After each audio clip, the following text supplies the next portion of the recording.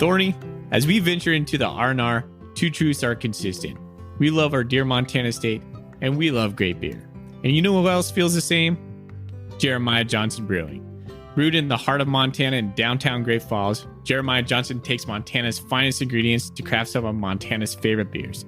And now, Jeremiah Johnson's second tap room is open in downtown Coeur d'Alene. Their Citra IPA is probably one of my favorites. But we all know, Thorny, you're not the hop lover I am. You're more of a mountain man Scotch ale. Well, Foley, I'm certainly not a mountain man, but you are right. I do love their Mountain Man Scotch Ale. But come game day, you and I are both cracking their Golden Bobcat Pale Ale. So when you're looking for a quality craft beer brewed with Montana roots, a relaxing tap room, or just a six-pack to take to your favorite Bobcat tailgate, Jeremiah Johnson delivers. Make your next beer a Jeremiah Johnson, and as always, go Cats.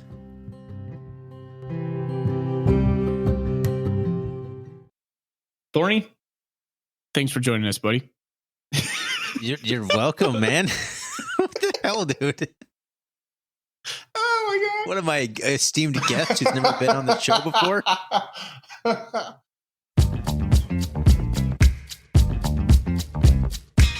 Welcome, everybody, to the R&R Catcast, a fan-based podcast focusing on Montana State athletics. We're two dudes named Ryan from the state of Washington talking about our dear Montana State. We hope you enjoy.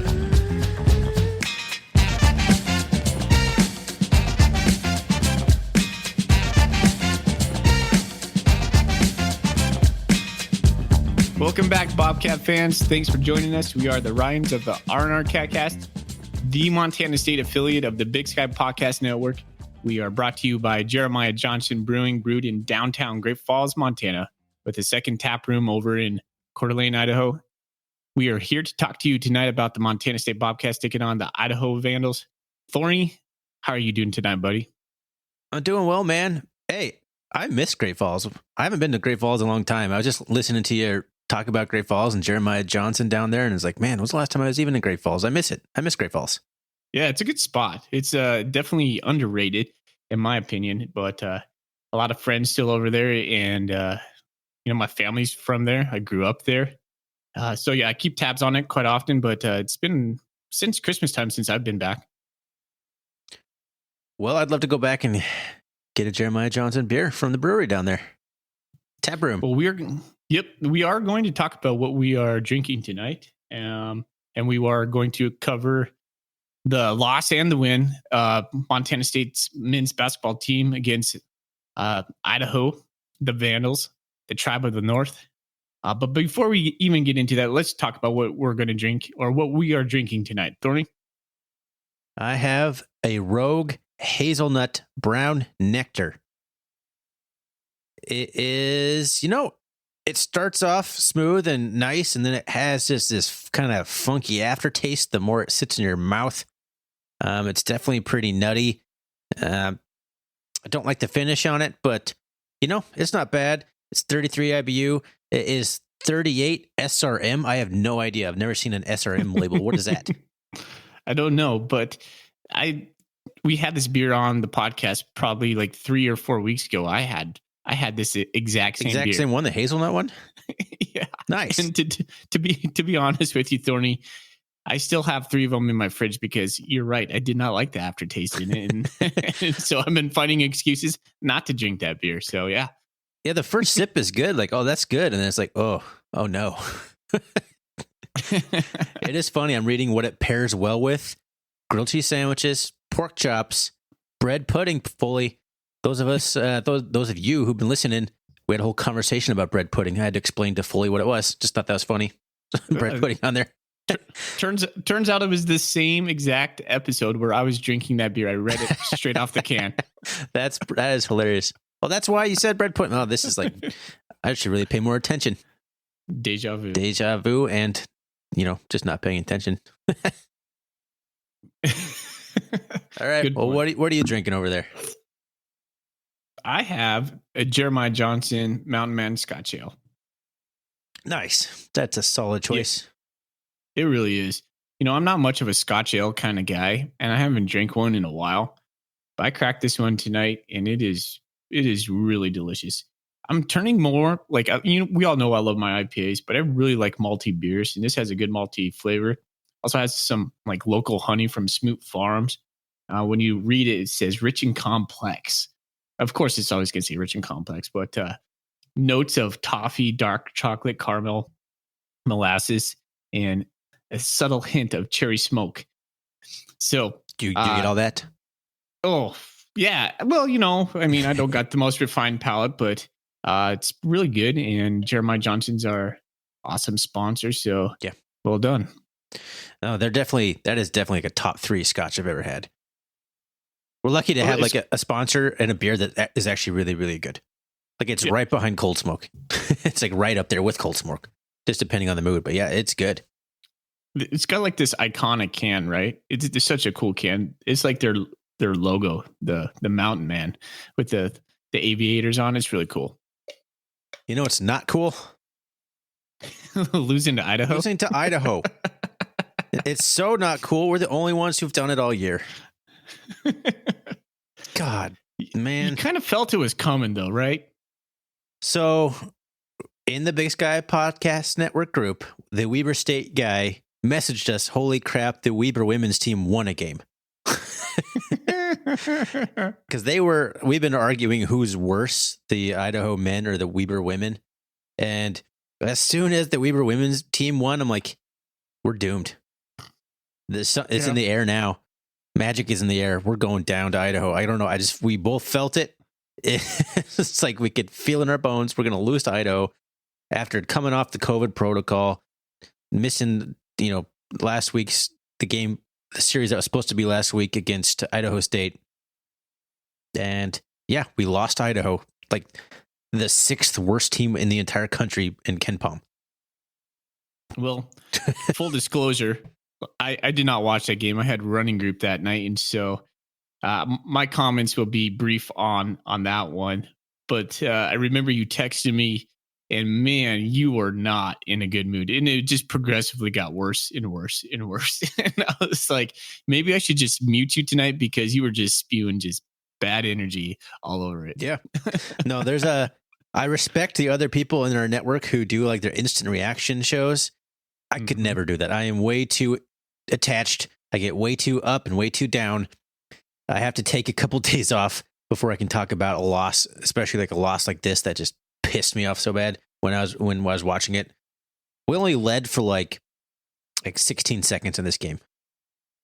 It wasn't like Idaho led like from stern to whatever that saying is, dang it. Stem to stern. There you go. Stem to stern. They led the entire way.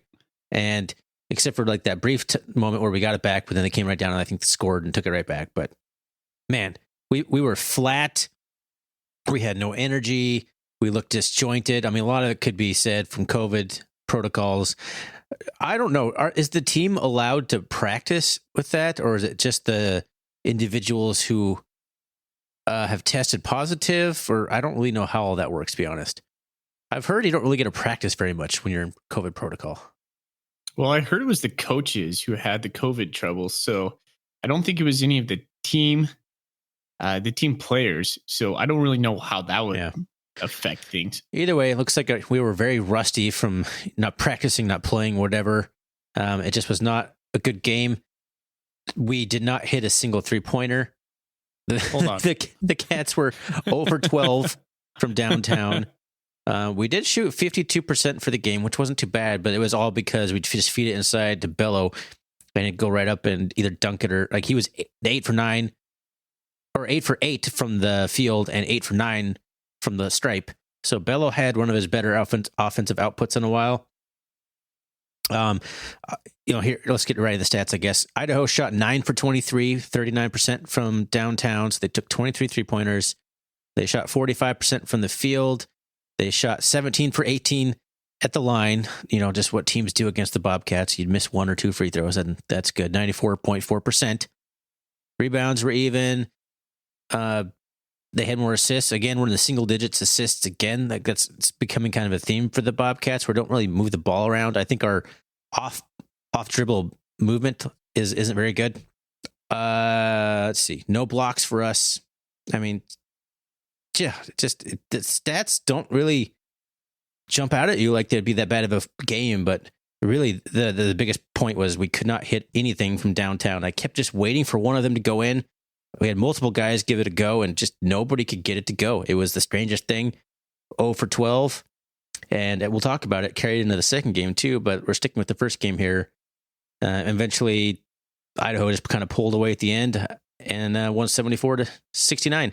I kept waiting for the Cats to make a run and just like kind of just wake up and shake it off. It just never happened. We were just like in quicksand the entire time, and we lost because of it. The part I do remember, I did catch a little bit before I went on to running group. Our just passing was not good. We were taking a lot of isolated shots. We were taking a lot of bad shots in that first game, but that 0 for 12 from 3, I mean, if we hit 2 of those, we win the game. I mean, if you're just doing the math, right? So that's ridiculously hard for us when we don't even hit, 3 to 4 threes, which typically we can bank on. Some of the better games you've hit probably like 6 to 8, but lay goose egg on 3-point, that's gonna be tough for us for sure. Ryan, we don't have a lot of guys who can just get buckets. We have a lot of streaky guys, but we don't have a lot of dependable guys. No, it's funny. We talked about so much during that winning streak how it was a different guy every night, and the Bobcats could beat you in different ways, and guys were stepping up different every night. And now it's getting to the point where, this is the time of the season where you need people to actually step up and like, all right, I'm going to take control of this. This isn't going our way. Put it on their back and handle it. And right now we don't have that person. We don't have that leader. We don't have the rallying cry person who's going to bring us all together and get it done. Like we're just kind of meandering out there, it seems, and nobody's taking the reins to take over the game. Well, one thing you said there, I kind of want to talk about in my notes was the lack of a leader in the team. Going into the year, I thought it might be Adamu, it might be Xavier, could have been Bello, but none of those guys seem to be like the on-court leader that Harold Frey was. No. I mean, Frey was a special guy, so that's not a great fair comparison, but no one's in the same realm in the leadership category right now as Harold Frey for sure. Yeah, that's a good point. And I feel like we've just gotten real turnover happy, and we're not taking care of the ball. We're dribbling off our feet at an alarming rate. I don't understand how that happens so much. It's weird to watch the Cats just kind of struggle in ways that they weren't earlier. We were not efficient anymore. We were pretty decently efficient offense in the first half of the season, and we've really struggled with that lately. It feels like when I watch Bello as well, like he's lost a little bit of confidence. Like he doesn't have a lot of great moves underneath. When he has like a power move or like a catch, put it on the floor and then goes up, that's when he's like really good. When he waits for contact or tries to maneuver, he often travels or misses like an easy layup. It's a good point. I think it would behoove Bello to just catch it and just make a move right away, because especially since teams are sending 2 or even 3 guys at him lately, and he does not handle those well. He'll get 2 or 3 guys on him, and he can't even get the ball out to someone else. He gets stripped. He turns it over. He travels. Like he doesn't handle the pressure well, and until he figures out a way to find an open guy or at least even get the ball out of there, teams are just going to just keep swarming him. That's a good point. I think Coulter mentioned it on his show today that Montana State rarely uses him on the high pick and roll, and that seems like it would be a good way for us to initiate our offense if we did that a little bit more. It would help him like get into the offense. I feel like a lot of time he's just waiting. He's just posting up on the block. It would give him a moment to initiate the offense, move to his spot, so he could catch that pass, make his power move, and then just go right to the basket instead of trying to catch it in the block, set his guy up, and then that's where he gets in a little bit of trouble. So it's kind of interesting Montana State doesn't use that more often. I thought it was a good point by Coulter. Yeah, that is a good point. I don't know quite enough about basketball to really know like what kind of offense we're always running there. But you're right. That would definitely be something that I think would benefit. Problem is we get so many. This conference loves calling moving screen fouls.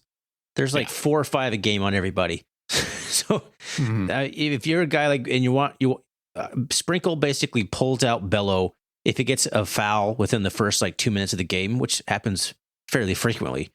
So he pulls him after he gets one foul quite a bit. So honestly, that's just putting Bello in a situation where he's probably just going to get another ticky-tacky foul called on a moving screen. Yeah. Because it happens all the time. So I don't know the answer. I just think that Bello's got to feel the pressure a little bit more. Kick the ball out, even if you just throw it right in and like lean in and then kick it right back out he's just got to move the ball around better or just make better decisions before he gets swarmed and he gets in so much trouble he can't get rid of it and he just loses control and turns it over. Yeah. Sometimes he needs to go up right away too. Like I'll watch him and he'll get the pass and he'll wait for 2 to 3 guys to come. And if he would just go up right away, he would for sure get the foul. I just think, when I watch him, I don't know if timid's the right word, Ryan, but I just keep waiting for him to like just be that explosive guy we saw when we had our winning streak. It just seems like he's just kind of, I don't know, gone downhill is maybe the wrong way of putting it, but he's not as explosive as he was early on in the season. It's just not playing with that swagger. Yeah, really. But none of the team is, though. I don't know. That's not necessarily Bello. It's kind of everybody right now. It's just kind of it seems like the Weber State game kind of exposed some of the things the Bobcats were doing. And then Eastern Washington kind of just broke the Bobcats. And we just haven't been the same since that first Eastern Washington game. It's so funny how optimistic we still felt after the Weber State series. Cause I'm like, all right, we can hang with the top of the league. And then the very next game, no, we absolutely cannot hang. And it's been just a downward spiral since then. So our last win before this weekend was back in January, the 22nd or 23rd against NAU. And at that point, we were riding high. I mean, we were like 6-0 in the conference. But after that, Montana got canceled. So we had the Grizz coming up. We were pretty stoked about that series. Montana was not playing the best ball, probably the worst ball this season. Montana State's playing the best ball. So that was going to be something we were really looking forward to. And then we go on a 4-game losing streak against the 2 top teams in the conference against Weber, and Eastern just buried us. Idaho State gets canceled because of COVID protocols. So that pretty much takes us through the whole month of February. And then we get to the very end, the last week, and we start with a loss against Idaho. And then we're going to go into this game here in a moment when we finally get the win on the last day of February. But essentially, all that momentum that we gained through the very beginning of the season was completely just thrown out the window. And February just sucked any life out of us. And it just, when we're watching the Bobcats right now, I mean, a quick take I'll just put out here is we look lost. We look not disinterested, but we just kind of look lost. We don't have a lot going for us right now. We have a lot of individuals trying to make plays, but I don't see a lot of good team play right now. No, it's almost like some of the guys are trying too hard. And I think the second half of the second game, it started loosening up, and we'll get to that in a minute. But to put a cap on the first game, is there anything you saw? Well, I don't want to be all negative, so I do want to take away a positive. I thought Kellen Tynes really played well in the second half of the first game. He was a spark off the bench. He had 13 minutes, which is the most he's had in a while. He had quite a fair amount of minutes in the preseason, and he really kind of just hasn't played much in the conference slate. So he actually came out, played some good minutes, had a steal, had a breakaway dunk from the steal. I was pretty impressed with Kellen Tynes, at least coming off and showing some fire, because he was kind of the only guy that showed any fire in that first game at all. So, and he was rewarded with it in the second game, where he got quite a few minutes too. So I will say I was impressed with Kellen Tynes, and I'm hoping to see more of that as the season winds down here and heading into Boise. Yeah, he could be a guy that's given us some unexpected minutes and some energy for sure. I know in the second game, I was able to watch the second game. He had some really good plays. Well, let's get into the second game. Do you want to give us the stat rundown on that? The bounce back game against, well, actually, I do want to ask this question. Is our loss to Idaho the worst loss you can remember? Can you think of a worse loss? Well, there was that year when we started off I think it was Tyler Hall's junior year where we started off like 4-1 and then we lost like 12 in a row. So I'm pretty sure there were some pretty bad ones in there. To any 0-16 teams? No. Oh, I'm sorry, 0-19. Excuse me. Yeah, to lose to like pretty much the worst team in the nation, it's tough. That's tough. Yeah, that's a tough loss. That's no matter how you slice that one, that's a tough loss right there. I remember my question. I told you I was going to do a buy or sell, but I know what it is now. Buy or sell. This loss was worse than Montana's loss to Montana Tech a year or two ago, or whenever that was. Yeah, I'd say so, because at least Montana lost to Tech like early on. I mean, you can kind of maybe, have that as your scapegoat. This was just bad. I honestly think if you put Montana Tech in the Big Sky Conference, they'd win like 2 or 3 games. They're traditionally a decent program, so I think losing to a above average NAA program is probably better than losing to one of the worst Division I teams to ever grace the Big Sky Conference. Man, I'm so down on this game. So let's move on to the second game. Yeah. Okay.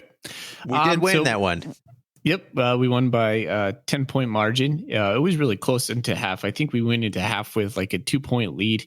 And then finally in the second half, we went on a run. Probably, I think it was like a 12-0 run or a 15-point run right there. And you could just see the energy on the sidelines. It was just all of a sudden, it was just contagious. Bishop hit like 2 threes. Every time Idaho started to push back and make a run, Montana State really responded well. One of the things I noticed before I even get into the stats that we passed the ball at a greater, we passed the ball with more efficiency this game. We passed up good shots for great shots, and that was something that was like a key thing that I noticed in this game. Okay, sorry, I had to take a drink of my Jeremiah Johnson right there. Let's get right into it. I thought you were reading the stats. Sorry, I was kind of just. Yep, chilling. I'm going to go for it.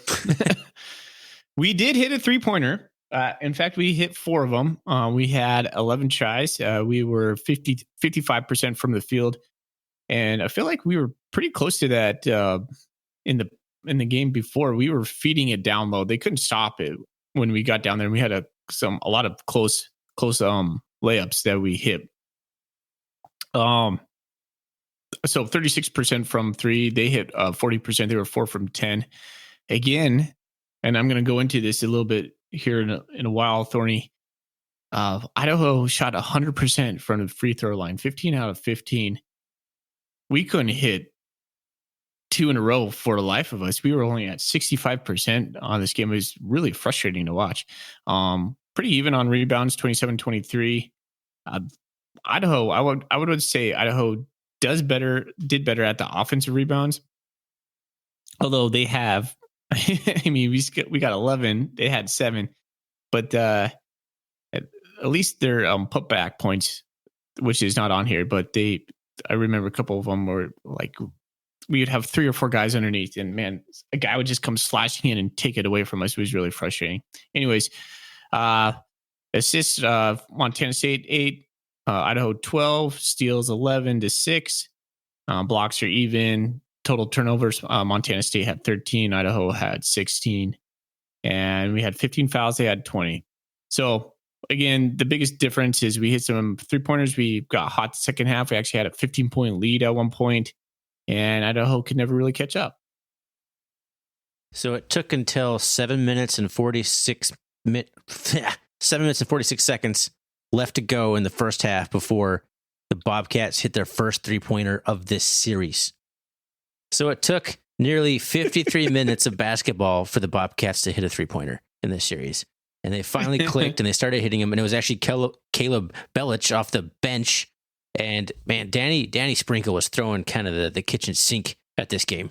He started Devin Kirby in this game. And I believe Zach Mackey, the play-by-play announcer, said it was to kind of honor the seniors and kind of see what they could do. But he was shaking it up in this game. I mean, Belil Shabazz. Jeez, I don't get to say his name too often because he doesn't play very much. But he actually got in this game for a minute. I mean, you're looking at the people, the players that got minutes in this game, it's huge.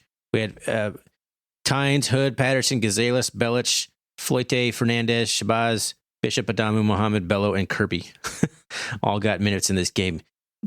Sprinkle was trying to find anything at all to break this spell that was seemingly hanging over the Bobcats. And Kellen Tynes was rewarded for his previous game. He got 16 minutes in this game. He went 2 for 3 from the field, only 1 for 3 from the line, but he had a couple rebounds, 3 steals, and 5 points. So it was good. He is probably our best on-ball defender, which is a big problem for the Bobcats. I think our on-ball defense is probably the single biggest problem with our defense right now, and Tynes seems to be the best on that. So I'm curious to see his role moving into Sac State if he gets more time, just for his defense.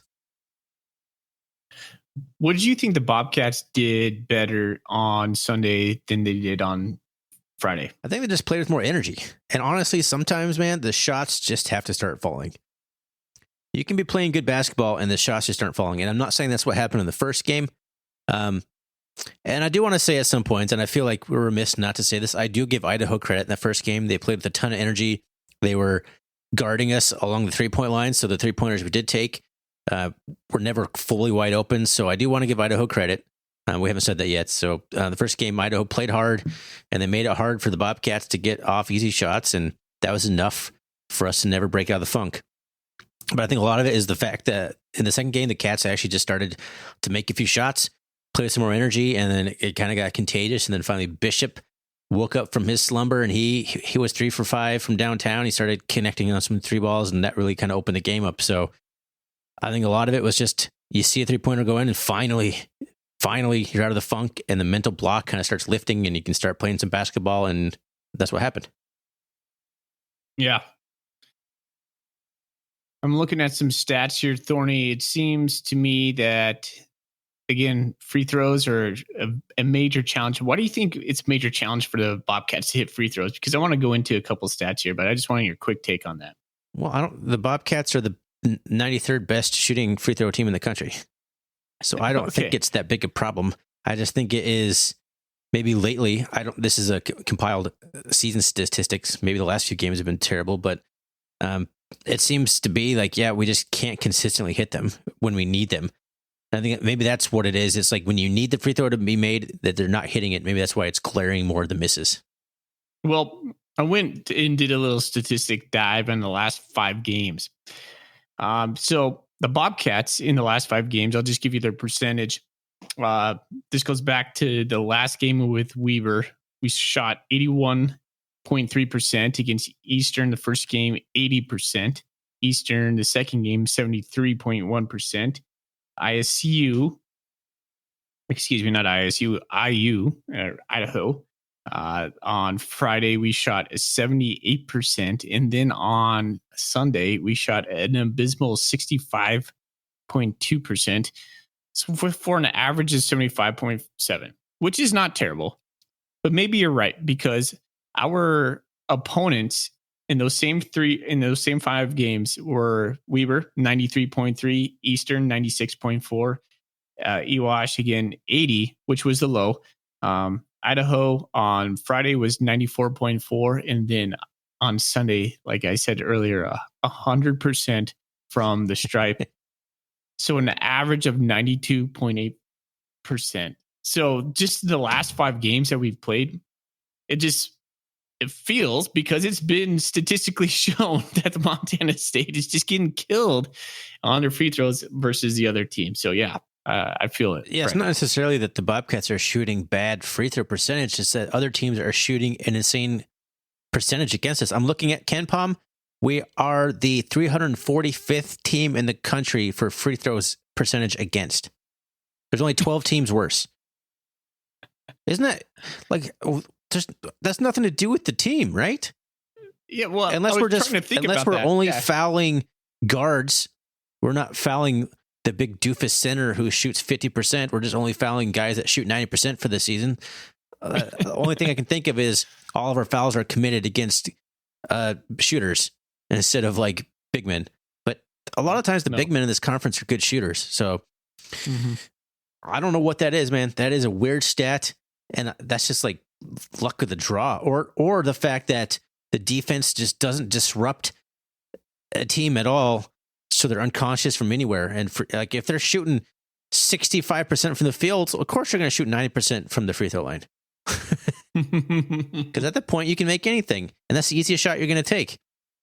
Yeah, I think a lot of it is the fact that we just don't get in opponents' heads whatsoever. Why is that? I mean, that's such a different. That's a coaching thing. Do you think so? I think it's just an attitude that a coach wants you to play with. I'm not saying it's good or bad, but I think that stems down from how the coach wants you to play. We don't have any pesky people on the team. See, but that felt different though early on. Like through January, we would have said just maybe the opposite. Why January? Why has it been in the last basically three coaches? We start off well, we fade late. Why? That's a big question I really kind of wanted to get into today. That's a whole podcast in itself, the February swoon. I actually wanted to do a deep dive on that, but I didn't have time to. It's something we can look at, but okay. I believe last year was the first time that we won more games in February than we lost. Am I correct on that? Yeah, it kind of feels like that. I remember when Sprinkle was hired, I was like, well, maybe the February swoon will go away. And it seemingly did. I thought we got stronger at the very end of at the season last year. We were 4-5 in February last year. Never mind.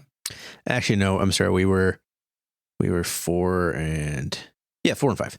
So there's a lot of games in February last year. Of course, there wasn't COVID protocol screwing everything up. But yeah, last year felt like for the first time the Bobcats were actually playing better as the season went on. The stats may not reflect that, but actually, I remember that being excited going into the tournament last year, thinking the Cats could actually do something because they didn't like lose 8 games in a row getting into the tournament, which has happened before. So, but you know what? This year is the same old, just one win in February against a 1-19 Idaho squad. Other than that, just completely dismantled in every single game. So yeah, the more things change, the more things stay the same, right? So yeah, not real good, but we have a chance to rebound next week against Sac State and kind of get some momentum going into Boise and try and secure a bye, which is crucial. To keep practicing, keep working on what's not working.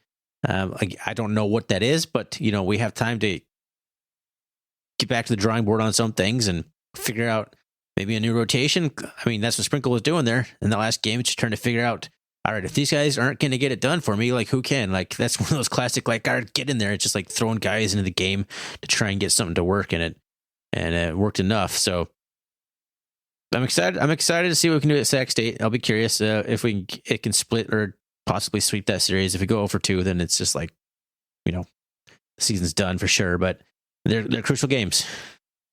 Yeah, they are crucial. I don't know if I'm excited for it. I feel a little bit pessimistic right now, but man, I'm just being honest there. We got to be excited, man. We just have to. You and I are such fans. I mean, we are a roller coaster of an emotion when it comes to Montana State. Honestly, too, this is an extremely disappointing or depressing episode we got going here, so I want to end it with some positivity. I'm excited to see the Bobcats sweep Sac State. I'll say it. Hey, at least we're playing in Bozeman. We got some home games. That's good. I like that. That is true. Now the opponents will only shoot 88% from the free throw line. Instead of 92 at their own home court. It's crazy. That's a weird stat. It's crazy. It's almost like we're like giving like positive vibes to on the line or something. And that's just crazy. I don't know how that happens. All right, Thorny. Let's put a cap on it. All right. Well, thanks everyone for listening yet again. Thanks Jeremiah Johnson for being our sponsor. You can always find us on Twitter, RRCatcast. You can find us at rrcatcast.com. Always email us at rrcatcast@gmail.com. Wherever you're listening to this podcast, feel free to give us a rating review if you like what you hear. And Foley, let's get out of here with a Go Cats. Go Cats. Go Cats.